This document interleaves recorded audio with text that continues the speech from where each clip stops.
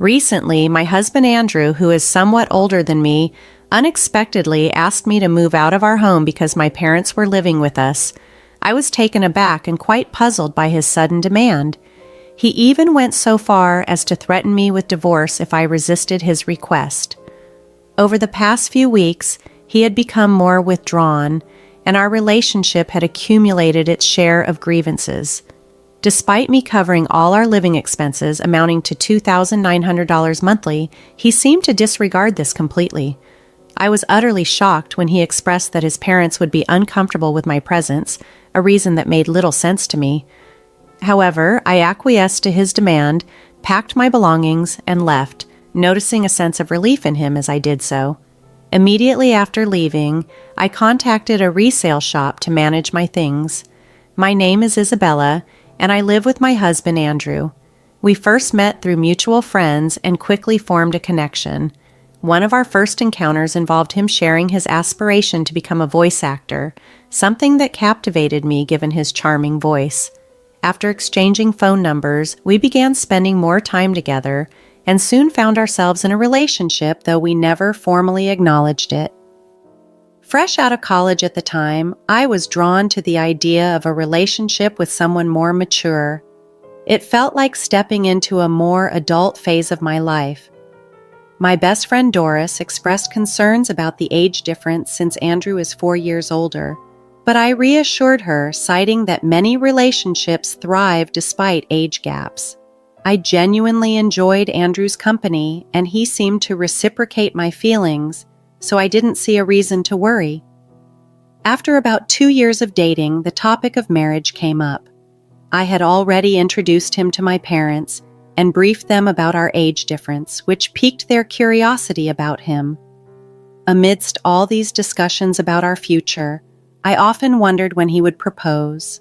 Eventually, he did, during a casual evening at my apartment. It wasn't a grand romantic gesture, but it was genuine, and it marked a new beginning for us.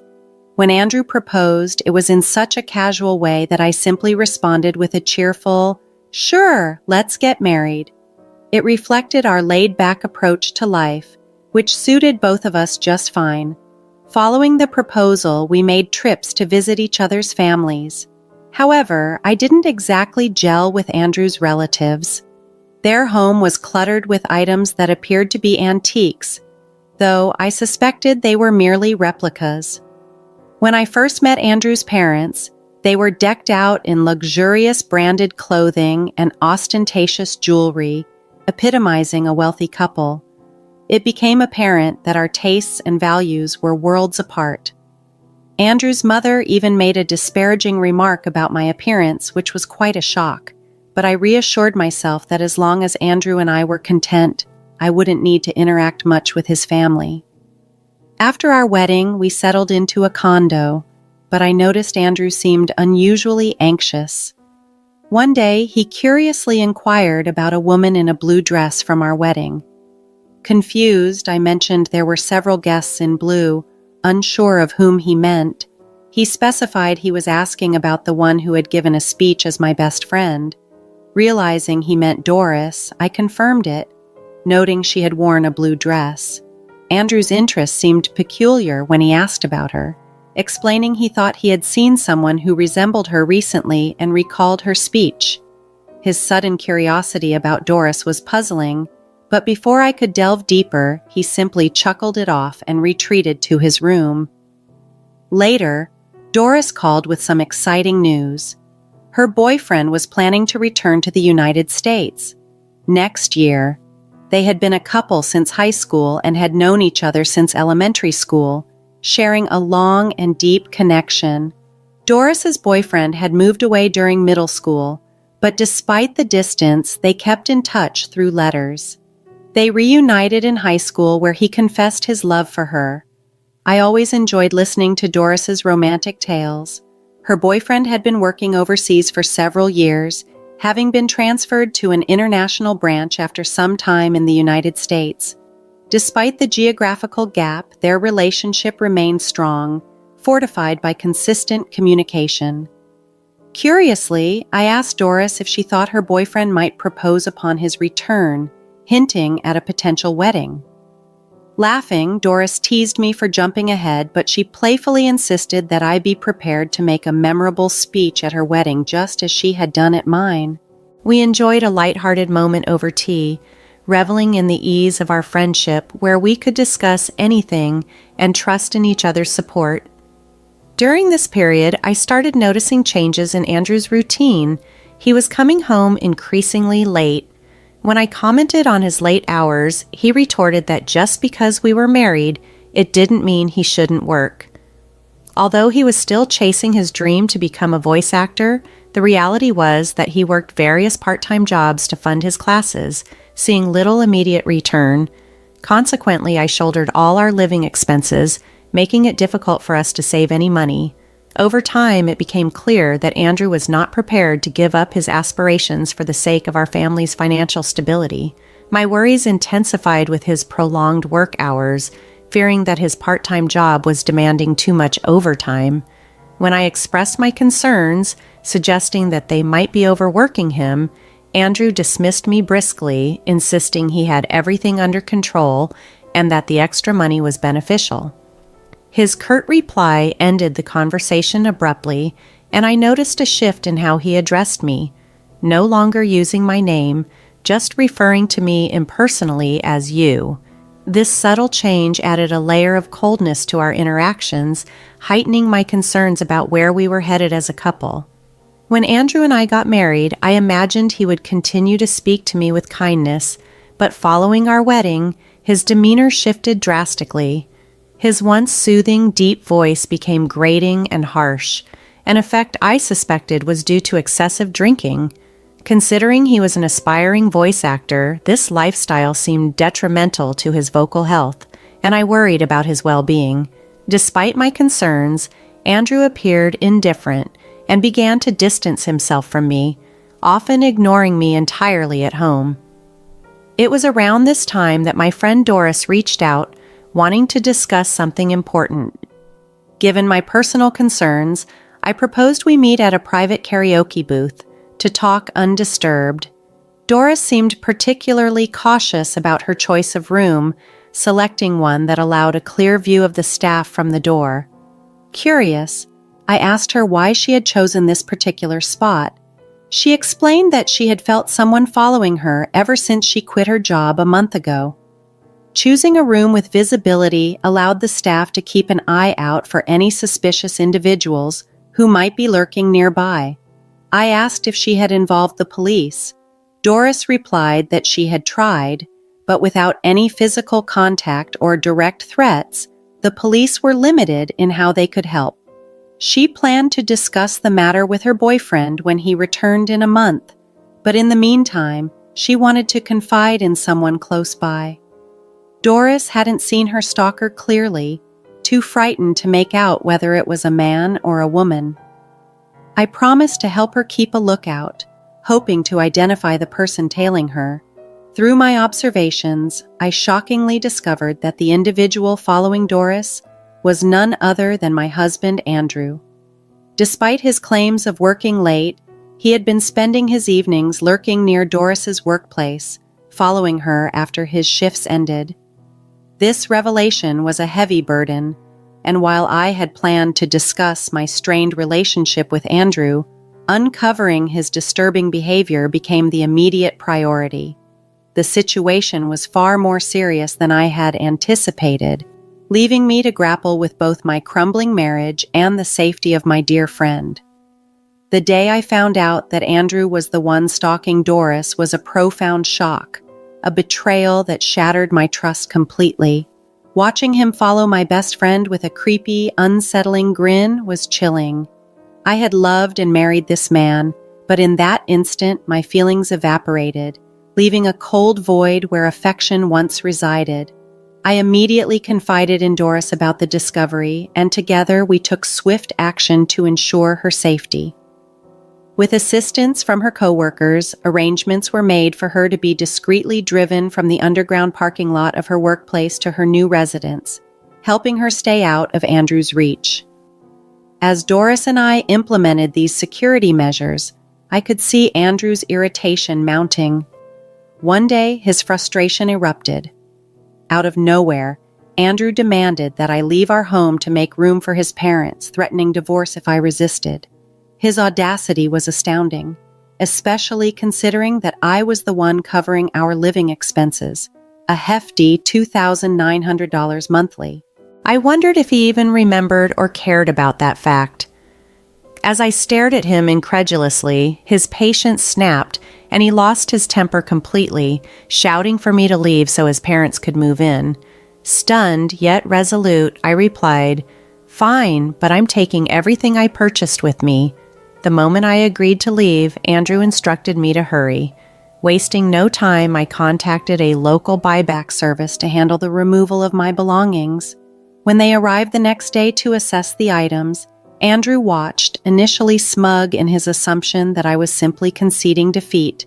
However, his smugness quickly turned to shock as he realized that nearly all the furniture in our apartment was being evaluated for removal, furniture that I had paid for. This upheaval underscored the deep rift between us, highlighting not just a failing marriage but a profound misunderstanding and disrespect that had been festering beneath the surface. As the buyback service carried away piece after piece, it symbolized the dismantling of the life and home we had tried to build together. After the staff finished evaluating all the items in our apartment, excluding those in Andrew's personal room, they presented me with a quote. The total value of the furniture and appliances amounted to $30,000. Without hesitation, I signed the document to proceed with the sale. This decision seemed to snap Andrew back to reality, and in a moment of panic, he grabbed my arm. "Wait, why are you selling everything? My parents are supposed to live here. How will they manage without furniture?" I pulled away from his grasp sharply. "What do you mean? When we got married, you were so broke from your acting classes that you practically begged me to cover the rent, the furniture, and all our living expenses. I didn't realize just how broke you were. I feel deceived." I reminded him pointedly about the $2,900 monthly expenses I had been paying. "From now on, you'll need to cover those expenses, especially with your parents moving in. It'll likely be even more," I stated firmly. Andrew's face turned pale, but he quickly tried to regain his composure. "You thought you could bring up money and I'd back out of the divorce? Who do you think you are?" He then defensively added, "I've already found a wealthy woman." Processing Andrew's revelation about his relationship with a wealthy woman, I began to suspect he might be confusing his stalker-like behavior towards Doris as a close relationship. If he considered that closeness, he was severely mistaken. Doris, indeed, came from a wealthy background.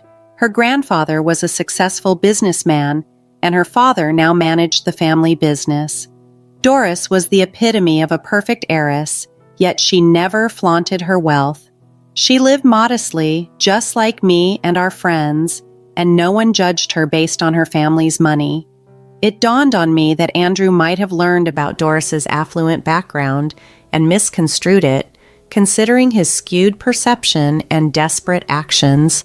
This understanding added a layer of sadness and irony to the whole situation, revealing not just the dissolution of our marriage, but also the delusions and deceit that had underpinned Andrew's intentions from the start. Andrew's assumption that Doris would be a better match for him because of her wealth was both absurd and infuriating. Wealth does not define someone's value, particularly not in matters of the heart. Yet, Andrew seemed to think it did, a notion that only fueled my frustration. I knew for a fact that Doris would never entertain the idea of marrying someone like him. She had been with her boyfriend since high school, who was set to return to the States soon. "They'll probably get married," I informed Andrew, who was clearly shocked to learn that his supposed closeness with Doris was nothing more than his delusion, and she found his behavior unsettling. "But I always walked Doris home," Andrew tried to justify, clinging to any connection he thought he had. "You should consider yourself lucky you weren't reported to the police," I shot back. "But I didn't know she had a boyfriend. He's been abroad," Andrew protested weakly. "They've been pen pals since elementary school, and they talk nearly every day. And unlike you, who's been working part-time jobs, her boyfriend is a successful man, even recognized by her father. I declared, highlighting the stark contrast between him and Doris's boyfriend. As the buyback workers removed the furniture and appliances, Andrew tried to recover his poise. "I guess you're all I have left. You'll support my dream of becoming a voice actor forever, right?" he asked, attempting a charming pose. I met his question with a cold stare. "Excuse me, I've already visited a divorce lawyer and started the process. Let's communicate through our attorneys from now on." Andrew, perhaps thinking I still had feelings for him, clung to my waist. "Don't say things like that. Haven't we been getting along all this time?" he pleaded. "Getting along? Ever since you found out about my best friend Doris being a wealthy heiress, you've been distant and started hanging around her," I retorted, making it clear that his actions were transparent and self-serving. His misguided pursuit of wealth through relationships had unraveled everything, and it was time for me to move forward without him, grounded in reality and self-respect. It became clear to me that marrying you was a mistake shortly after our wedding vows.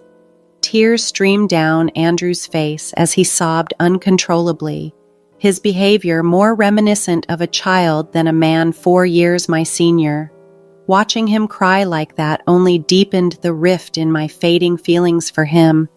I found myself unable to even share a room with him without feeling suffocated.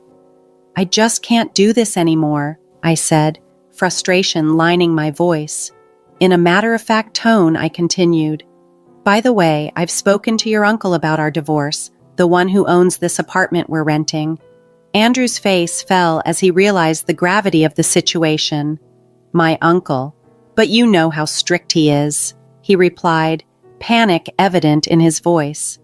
I responded coolly, "Considering I've been paying for our rent and living expenses, your uncle suggested finding you a job when I leave. This means I won't be able to continue my voice acting classes either." Andrew rarely practiced, and it seemed futile to continue pursuing something he wasn't fully committed to. "Maybe it's time for you to face reality," I added. "If you bother Doris again, I won't hesitate to call the police," I warned him sternly, my resolve steeling. With a firm step, I walked out of the house, determined never to return. My initial plan was to move back to my parents' house, but I also considered finding a new place closer to work if the opportunity presented itself. As for Andrew, his uncle did indeed find him a job at his company shortly after our separation. Interestingly, Andrew's parents, who had been hoping to benefit from their son's marriage to a wealthy family, also moved into the apartment and started working for the uncle. It seemed like opportunism ran in their family. I felt a sense of relief having left such a toxic situation behind. While the age difference had never bothered me, the experience underscored the importance of choosing my next partner with greater care. On a brighter note, once the dust had settled with Andrew, I received a wedding invitation from Doris. She introduced me to her longtime boyfriend, and I sincerely wished them every happiness. Though my first marriage was a misstep, I harbored hopes for Doris's union to be joyful and enduring.